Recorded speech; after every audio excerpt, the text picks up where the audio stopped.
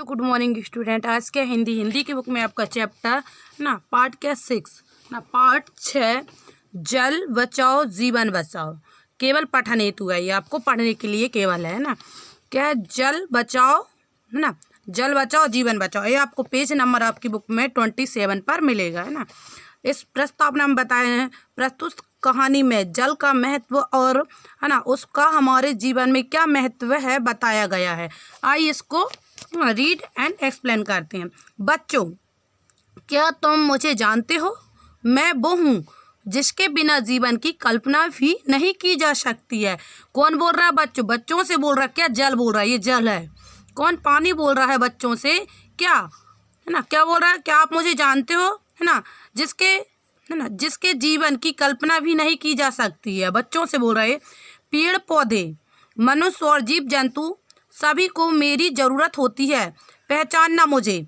कौन बोल रहा है? ये जल बोल रहा है। बच्चों से बोल रहा है कि पेड़ पौधों को, मनुष्यों को, जीव जंतु सभी को क्या मेरी जरूरत होती है, मुझे पहचानिए। कौन? जल बोल रहा है। मैं हूँ पानी। क्या बोल रहा? मैं हूँ पानी। ये क्या बोल रहा है? मैं हूँ पानी। बच्चों से बोल रहा है। मुझे जल भी कहते हैं, मुझे जल पानी भी कहते हैं और जल भी कहते हैं है ना। तुम मेरे बिना नहीं रह सकते हो। कौन बोल रहा है? जल बोल रहा है बच्चों से कि तुम मेरे बिना नहीं रह सकते हो। तुम्हें मेरी ज़रूरत का एहसास उस समय सबसे अधिक होता है जब तुम्हें बहुत तेज प्यास लगती है।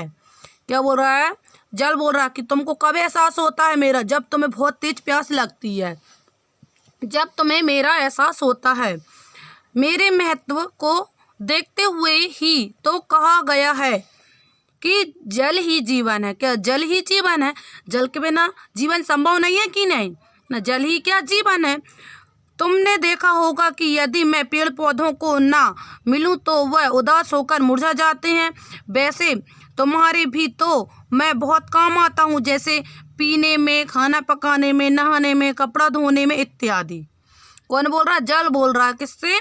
जल बच्चों को बता रहा कि जो पेड़ पौधे रहते हैं, अगर पेड़ पौधों को पानी नहीं देते वो मुरझा जाते हैं कि नहीं, और क्या उदास हो जाते हैं, और क्या मुरझा के पूरे है ना, और जैसे ही पानी डालते हैं तो वो खिल जाते हैं कि नहीं। वैसे तुम्हें और हम लोगों को भी आवश्यकता होती पानी की, होती ना, पीने के लिए, खाना बनाने के लिए, नहाने के लिए, कपड़े धोने के लिए पानी की आवश्यकता होती कि नहीं इत्यादि में। तुम्हें याद है भरी गर्मी में जब तुम्हारा गला सूख जाता है। कौन बोल रहा है? पानी बोल रहा है बच्चों से। तुम्हें मालूम है जब गर्मी के दिनों में कितनी प्यास लगती है कि नहीं। क्या सोचते हैं कि हमको ठंडा पानी मिल जाना चाहिए, ठंडा पानी से उससे क्या प्यास बुझ जाती है, गला सूखता है। तब ठंडे पानी का एक गिलास मिलते ही तुम्हारे चेहरे पर रौनक आ जाती है। जैसे कि अपन को खूब तेज गर्मी रहती, गर्मी के दिनों में कितनी प्यास लगती है और पानी नहीं मिलता तो अपनी हालत कैसी हो जाती है। ऐसा लगता कि पानी मिल जाना चाहिए ना। मिलती है अपने चेहरे पे क्या एक रौनक आ जाती है। इसलिए तुम्हारे जीवन में मेरी जगह कोई और नहीं ले सकता है। कौन? जल बोल रहा है कि तुम्हारे जीवन में मेरे सिवा और कोई जगह नहीं ले सकता है। कौन बता रहा है? जल बता रहा है। फिर चाहे वह कोई भी कितना भी अच्छा शीतल पेय क्यों ना हो।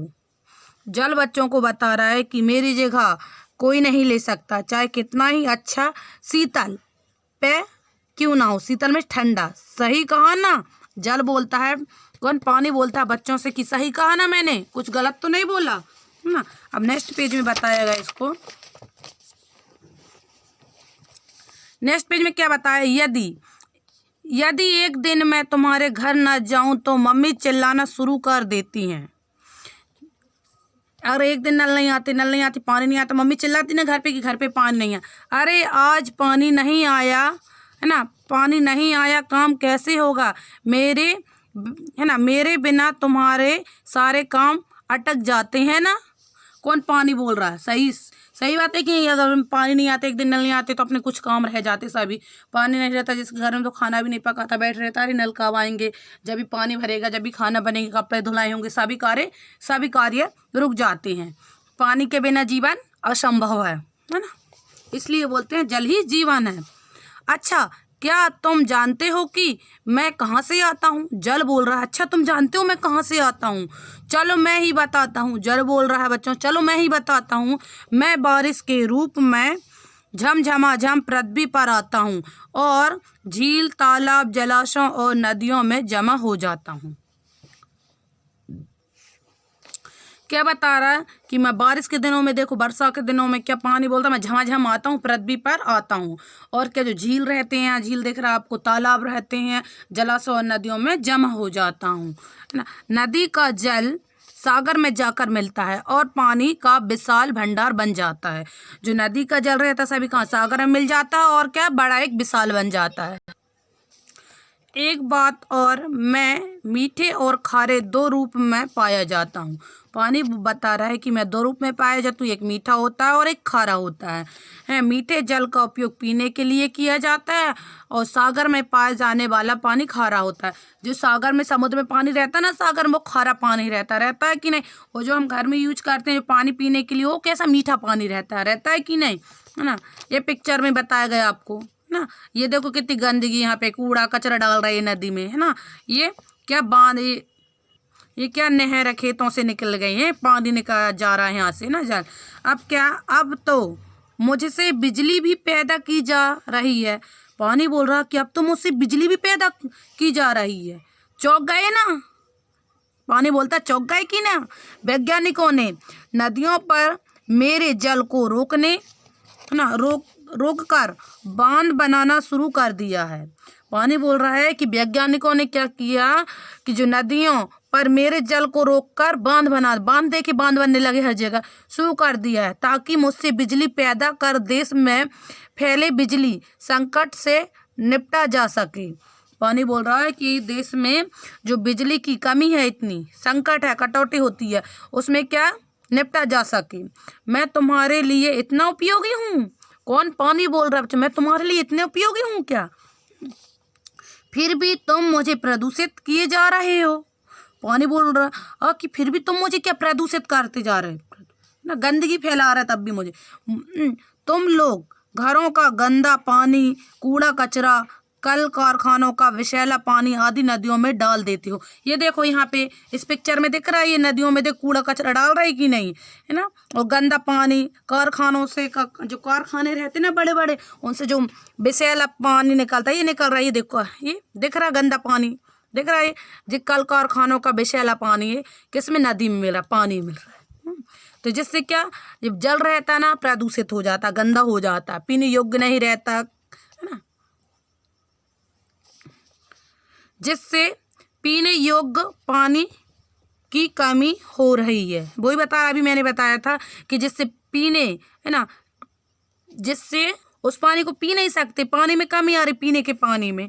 अगर तुम लोगों ने मेरी महत्ता, क्या अगर तुम लोगों ने मेरी महत्ता को नहीं समझा तो वह दिन दूर नहीं जब तुम्हें मेरी एक एक बूंद के लिए, है ना, तरसना पड़ेगा। कौन बोल रहा है ना। तो इसमें क्या बताया है कि वो दिन दूर नहीं, पानी बोल रहा है कि वो दिन दूर नहीं जब तुम्हें मेरी एक एक बूंद के लिए तरसना पड़ेगा। पानी बोल रहा है। वैसे मुझे यह बात अच्छी लगती है कि अब लोग जल प्रदूषण की समस्या की ओर ध्यान दे रहे हैं। मुझे प्रदूषित होने से बचाने के लिए नदियों आदि को साफ किया जा रहा है। मेरी बर्बादी रोकने के लिए लोगों को कई तरीकों से जानकारी भी दी जा रही है। कौन, पानी बता रहा है। पानी बोल रहा है कि अब मुझे एक बात अच्छी लगती है कि लोग अब क्या जल प्रदूषण की समस्या की ओर ध्यान दे रहे हैं। वो अब नहीं हो रहा ना। अब देखो नदी वगैरह में कितनी सफाई चलती है, अब नर्मदा जी वगैरह में कितनी पाबंदी सी हो गई कि नहीं, कुछ नहीं डाल सकते अब, है ना। जल प्रदूषण को रोका जा रहा है। मुझे प्रदूषित होने से बचाने के लिए नदियों आदि को साफ किया जा रहा है। मेरी बर्बादी रोकने के लिए लोगों को कई तरीके से जानकारी दी जा रही है। मैं तुम लोगों की इस सजगता से खुश हूँ। कौन, पानी बोल रहा है कि मैं इस, तो क्या वो, मैं तुम लोगों की इस सजगता से खुश हूँ। अब तुमसे विदा लेते हुए यही कहूँगा कि जल बचाओ, जीवन बचाओ। वो पानी क्या बोल रहा है, मैं अब आपसे विदा लेता हूँ। जल बचाओ जीवन बचाओ, इसलिए जल को बचाना चाहिए, जल को बर्बाद नहीं करना चाहिए, फालतू नहीं फेंकना चाहिए। देखते हैं कहीं कहीं नल वगैरह रहते हैं, उपयोग नहीं, जब भी चालू रहते पानी व्यर्थ में बहता रहता है ना, इसलिए उसका सदुपयोग करें जल का, जल ही जीवन है ना। आपका ये चैप्टर 6 था, केवल पढ़ने हेतु था आपका, ये आपको केवल पढ़ने हेतु था, है ना। ये कंप्लीट हो गया। अब नेक्स्ट चैप्टर है आपका चैप्टर 7, है ना। पार्ट 7 आपको 29 पेज पे मिलेगा। बालक की उदारता, यहाँ पे क्या, बालक की उदारता। ये प्रस्तावना में प्रस्तुत कहानी में सुभाष चंद्र बोस की बाल अवस्था में उदारता का वर्णन किया गया है। इसमें सुभाष चंद्र बोस है, उसकी बाल अवस्था की उदारता का वर्णन किया गया। आइए इसको रीड एंड एक्सप्लेन करते हैं। क्या हमारे देश का एक राज्य है उड़ीसा, जी हमारे देश का एक राज्य है उड़ीसा। इसी राज्य का एक बड़ा नगर है कटक। क्या, इस राज्य का एक बड़ा नगर है, उसको बोलते हैं कटक। इस कटक नगर की एक चौराहे पर एक बुढ़िया, है ना, भिखारिन बैठती थी। भिखारिन की जो भीख मांगती हैं सड़क पर, है ना। तो कटक, है ना, चौराहे, है ना। इस कटक नगर की एक चौराहे पर एक बुढ़िया भिखारिन बैठती थी। चौराहे मीन्स चार ओर से निकलती, जहाँ चार राहें मिलती हों, जहाँ पे चार राहें मिलती हैं वहाँ पे क्या, भिखारिन बैठती थी और सबसे भीख मांगती थी। कुछ बालक प्रतिदिन इसी चौराहे से होकर स्कूल जाते थे, यानी इसी चौराहे पे, जिस चौराहे पे बुढ़िया भिखारिन बैठती थी, उसी चौराहे से क्या कुछ, है ना, क्या स्कूल जाते थे। कुछ बालक प्रतिदिन स्कूल जाते थे। बुढ़िया इन स्कूली बच्चों से भी भीख मांगती थी, है ना। अधिकतर है ना, ये क्या, अधिकतर बच्चे बुढ़िया की पुकार पर ध्यान नहीं देते थे। उस बुढ़िया की जो बुढ़िया बोलती थी, बच्चे क्या ध्यान नहीं देते थे और आगे निकल जाते थे। वे उसकी बात को अनसुनी करके आगे बढ़ जाते थे। अनसुनी यानी इसको ध्यान नहीं देना, है ना। तो यहाँ पे क्या, अनसुनी, जिसको ध्यान नहीं देते और आगे निकल गया। एक बालक को बुढ़िया पर दया आ गई। उसमें से जो डेली बच्चे जाते थे बालक, एक बालक को उसमें दया आ गई बुढ़िया। वह प्रतिदिन अपने खाने के डिब्बे में से 2 रोटियां भिखारिन को देने लगा। वह बालक क्या करता, उस पर दया आ गई। दया करने का प्रतिदिन का काम था, वो अपने टिफिन जो टिफिन ले जाता था ना स्कूल में खाने के लिए, उसमें से 2 रोटी बचाता था और किसको देता था, भिखारिन को देने लगा। बुढ़िया बालक को अनेक दुआएं और आशीर्वाद देती। क्या, वो बुढ़िया थी ना, वो बालक को क्या अनेक दुआएं देती थी और आशीर्वाद देती थी, भगवान से बोलती थी, आशीर्वाद देती कि, है ना। बालक को अच्छा लगता था, बालक को क्या अच्छा लगता था, वो बुढ़िया को रोटी देते हुए बहुत अच्छा लगता था उस बालक को, है ना। बालक को समय पर स्कूल पहुंचने की जल्दी थी। यहाँ पे नहीं, दिन बीतते गए, यहाँ पे दिन बीतते गए, ऐसे ऐसे करते दिन बीतते गए। एक दिन स्कूल जाते हुए उस बालक ने देखा कि बुढ़िया अपने स्थान पर नहीं थी। उस बालक ने स्कूल जाते हुए देखा कि वह बुढ़िया अपने स्थान पर नहीं है। तो बालक को समय पर स्कूल पहुंचने की जल्दी थी और उस बालक को स्कूल पहुंचने की भी जल्दी थी। तो उस दिन स्कूल में भी बालक का मन पढ़ाई में नहीं लग रहा था। उस दिन क्या, वो बुढ़िया अपने स्थान पे नहीं मिली, तो बालक का बार बार मन भटक रहा था, उसका पढ़ाई में मन नहीं लग रहा था। वो सोच रहा होगा कि बुढ़िया कहाँ गई। उसने खाना तो खाया, परंतु भिखारिन के लिए 2 रोटियां बचा ली। उस बालक ने क्या किया कि खाना तो खाया, लेकिन 2 रोटियां भिखारिन के लिए बचा ली। घर लौटते समय भी बालक को भिखारिन चौराहे पर नहीं मिली। वो घर लौटने लगा, जब बच्चा पढ़ाई करके स्कूल से घर लौट रहा था तो उसने भिखारिन को देखा, पर वहाँ पे नहीं मिली। वो कहाँ, चौराहे पर। बालक के अपने घर आ गया। उसने खाने के डिब्बे में से रोटी निकाली, जो खाने का डिब्बा रहता ना, टिफिन बोलते हैं, उसमें से 2 रोटी निकाल ली उसने। और पुस्तक, है ना, पुस्तकों की अलमारी, जो पुस्तक रखने की अलमारी रहती है ना, उसमें नेक्स्ट पेज में बताया है, उसमें छिपा दी यानी वहाँ पे रख दी ना। बालक का मन नहीं माना, बालक का मन नहीं मान रहा था कि बुढ़िया कहाँ गई। उसके मन में चल रहा था कि चौराहे पे नहीं है, वो भिखारिन बुढ़िया कहाँ गई होगी। वह भिखारिन की खोज में फिर चौराहे पर पहुंच गया। उसी चौराहे पर पहुंच गया वो बालक कि बुढ़िया कहाँ गई। काफ़ी पूछताछ के बाद उसे पता लगा कि कल रात वह भिखारिन मर गई। किसको? उस बालक को पता चला कि वह रात में ही, कल रात वह भिखारिन क्या मर गई, उसकी डेथ हो गई, यानी मर गई।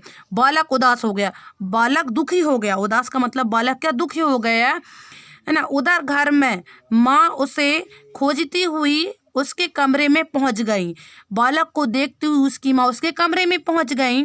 माँ ने देखा कि कुछ चींटियां कतार बांधे पुस्तकों में जा रही हैं। तो आपने देखा चींटी वगैरह रहती हैं, वो लाइन से जाती हैं। उनने, उसकी माँ ने देखा कि चींटियां पुस्तक में क्यों जा रही हैं ना। पुस्तकों में चींटियां कैसे आई, देखने पर पता चला कि वहाँ 2 रोटियां रखी थी। उसकी माँ ने देखा कि पुस्तकों में चींटियां क्यों आ रही। उसकी माँ ने वहाँ जाके देखा तो वहाँ पे क्या 2 रोटी रखी थी। तभी बालक भी अपने कमरे में आ गया। तभी क्या बालक अपने कमरे में आ गया।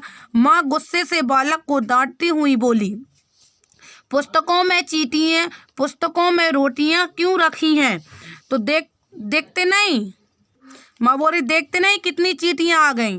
उस बालक को उसकी माँ डांट रही है कि आपने पुस्तक में क्यों रखी रोटियां, देखते नहीं कितनी चींटियां आ गई, उसमें चींटियां आ गई रोटी पुस्तकों में। बालक ने उससे माँ से कहा, माँ मैं अपने खाने में से प्रतिदिन 2 रोटियां एक भिखारिन को देता था। उसकी माँ से बोल रहा कि आप जो मेरे लिए टिफिन लगाते थे उसमें से मैं 2 रोटी प्रतिदिन बचाता था और उस भिखारिन को देता था। आज वह अपनी जगह पर नहीं थी, आज वह अपनी उस जगह पर नहीं मिली चौराहे पर। मैं उसे खोजने गया था, मैं वहाँ उनको देखने गया था, वह नहीं मिली, वहाँ पे नहीं मिली। आसपास के लोगों ने बताया कि कल रात वह बुढ़िया भिखारिन मर गई। क्या वहाँ मर गई बोल रहा है मेरे को।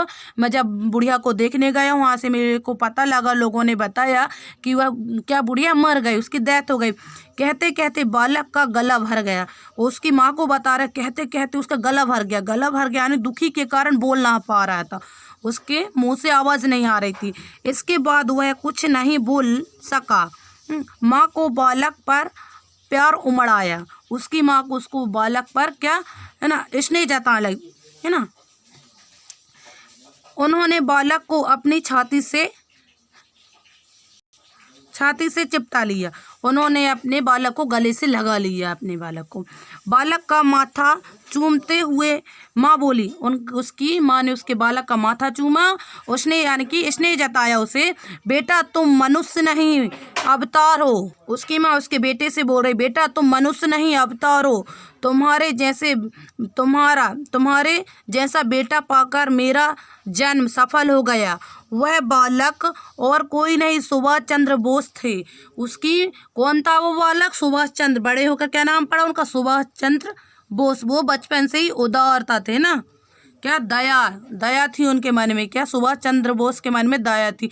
देखो वो भिखारिन बुढ़िया को प्रतिदिन रोटी देता था कि नहीं, और अंत में क्या उस बुढ़िया की डेथ हो गई। ये आपका चैप्टर यहाँ पे एंड होता, बालक की उदारता वाला आपका चैप्टर एंड होता है। नेक्स्ट वीडियो में इसको अभ्यास कराएंगे। Thank you.